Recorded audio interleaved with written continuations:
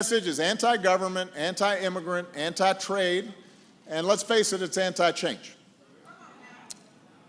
And look, a lot of people believe it. And if what they were saying were true, I suppose it would make sense to run on a platform of just rolling back everything we've done over these past 7.5 years, and happy days would be here again. If what they were saying was true, then just being against whatever it is that we've done might make sense. But what they're saying isn't true.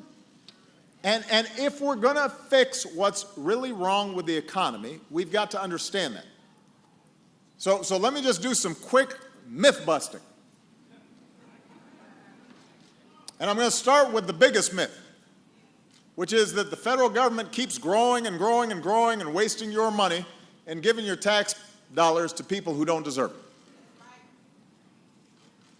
Now here's the truth. You can look it up. These journalists here, they can do some fact checking. As a share of the economy, we spend less on domestic priorities outside of Social Security, Medicare, and Medicaid. We spend less than we did when Ronald Reagan was president. When President Reagan or George W. Bush held this job, our deficits got bigger.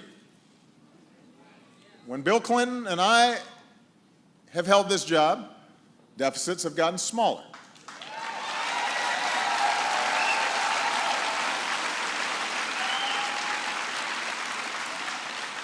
Our deficits have not grown these past 7.5 years.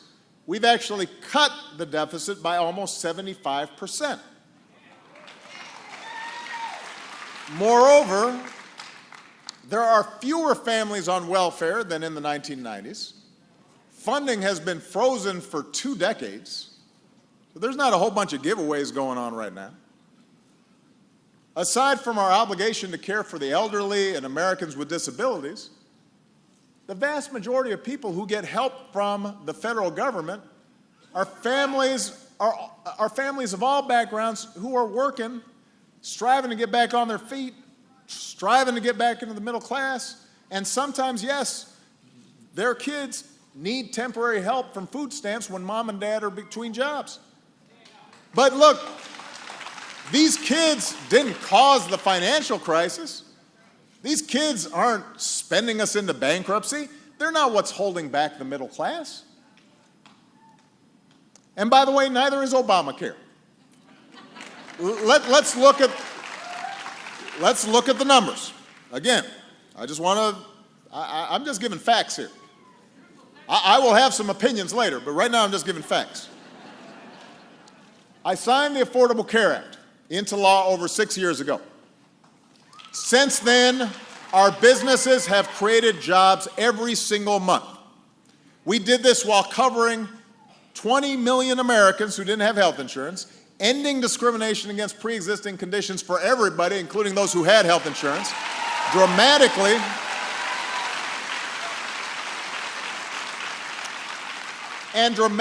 slowing the rate at which healthcare costs were going up. In the decade before Obamacare, employer-based premiums grew by an average of 8% a year. That meant you were paying that much more every year for health insurance. Last year, they grew by 4%, half as fast as they were growing. That doesn't mean you're happy about the 4%, but it wasn't 8. Today, the average family's health insurance premium is $2,600 less than it would have been if premiums had kept on going up at the pace before Obamacare. And by the way, just for folks here in Indiana, last year most Hoosiers who shopped around for Obamacare on healthcare.gov found plans that cost $75 a month or less. For the millions of Americans who buy on healthcare.gov, they get tax credits to help them pay for it. The average price increase this year has been $4 a month. It hasn't been a double-digit percentage hike, $4 a month. But my bigger point is to bust this myth of crazy, liberal government spending. Government spending is not what is squeezing the middle class. Myth number 2 is the notion that my administration has killed jobs through overregulation. Now, you know, back in the 60s and the 70s, government was adding all kinds of regulations. Rules protecting workers' rights, rules protecting the environment. And these regulations to improve public health and safety, they didn't crush the economic growth that took place back in the 60s and the 70s, and they're not crushing economic growth now. I've issued fewer regulations than my predecessor. I've issued fewer executive orders than any two-term president since Ulysses S. Grant. That's a long time ago.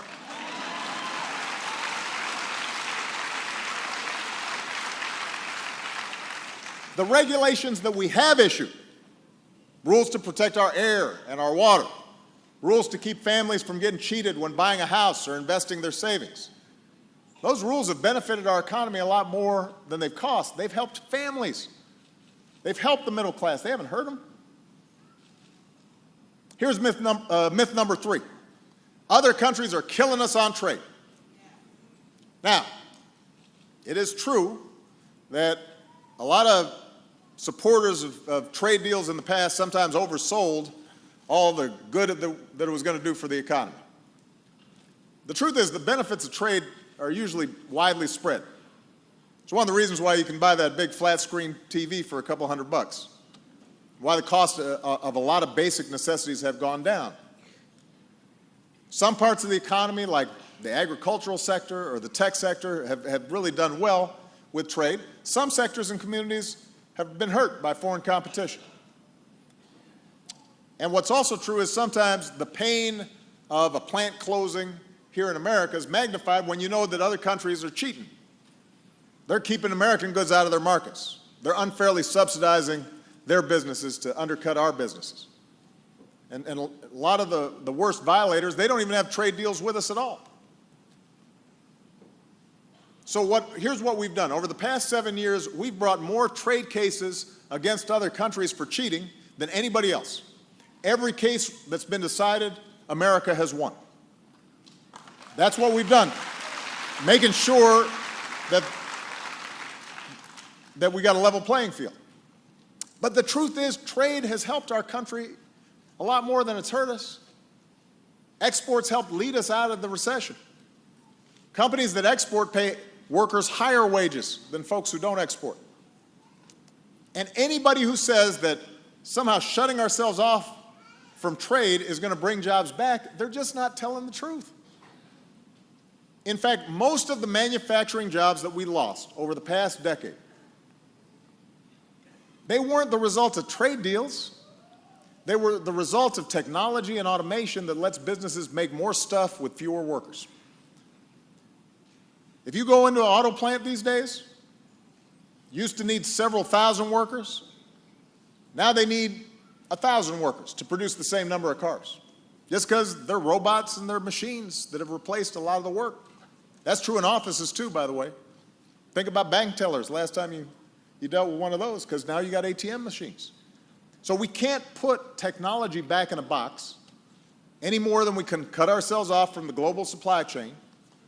All the RVs that are manufactured right here, I guarantee you some of those parts came from someplace else. And then we sell them back to other parts of the world. And no matter how many tariffs we're threatening to slap on other countries' goods, no matter how many trade wars we start saying we're going to put in place, that's not going to help middle-class families here. In fact, independent economists say a trade war would trigger another recession and cost millions of jobs. So when you hear somebody threatening to cut off trade and saying that that's standing up for American workers, that's just not true. Here's the fourth myth, that immigrants are taking all of our jobs. Now let's look at the numbers. Right now, the number of people trying to cross our border illegally is near its lowest level in 40 years. It's near its lowest level in 40 years. It's lower than than it was before I came into office. It's lower than during Ronald Reagan's time. It's true that new immigrants sometimes compete for service and construction jobs. But they also start about 30% of all new businesses in America.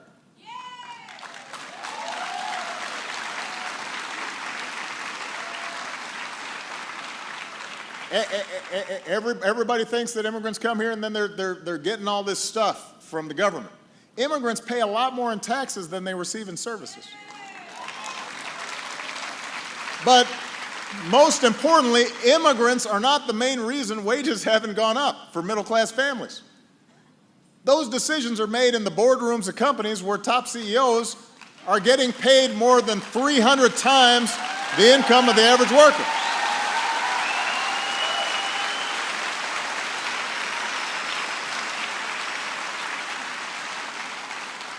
So deporting 11 million immigrants, not only is that a fantasy that would cost taxpayers billions of dollars and tear families apart and just logistically would be impossible. Even if it were possible, it wouldn't do anything to seriously help the middle class.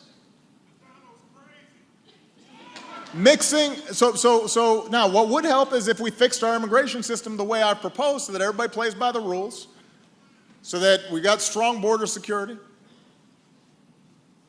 But we also are making sure that families who've been here like 10 years, 20 years, that they're out of the shadows, they're paying taxes, they're going through a background check. That would grow our economy faster. That would shrink our deficits further. We just need a Congress that's willing to make it happen. We need a Congress that's willing to make it happen. So, look, here's my main point.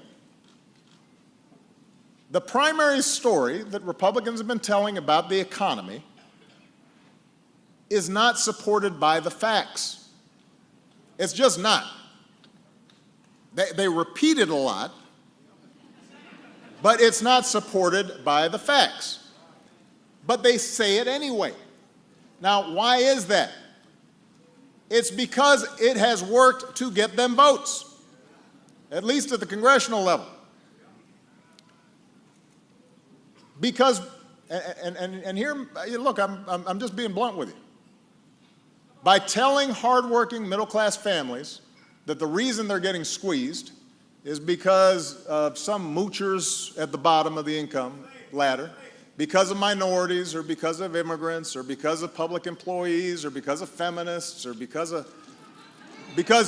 poor folks who aren't willing to work, they've been able to promote policies that protect powerful special interests and those who are at the very top of the economic pyramid. That's just the truth. I hope you don't mind me being blunt about this, but I've been listening to this stuff for a while now. And I'm concerned when I watch the direction of our politics. I mean, we have been hearing this story for decades. Tales about welfare queens, talking about takers, talking about the 47%. It's the story that is broadcast every day on some cable news stations, on right-wing radio. It's pumped into cars and bars and VFW halls all across America and right here in Elkhart. And if you're hearing that story all the time, you start believing it. It's no wonder people think big government is the problem. No wonder public support for unions is so low. No wonder that people think that the deficit's gone up under my presidency when it's actually gone down. No wonder that they did a survey, a lot of white Americans think reverse discrimination is as big a problem as discrimination against minorities, even though black unemployment is twice as high as white unemployment. And the typical Hispanic woman makes 55 cents for every dollar a white man earns. And there are only a handful of women running Fortune 500 companies. But that's the story that's been told. And I'm here to say, Elkhart, 7.5 years since I first came here, we've got to challenge the assumptions behind this economic story. And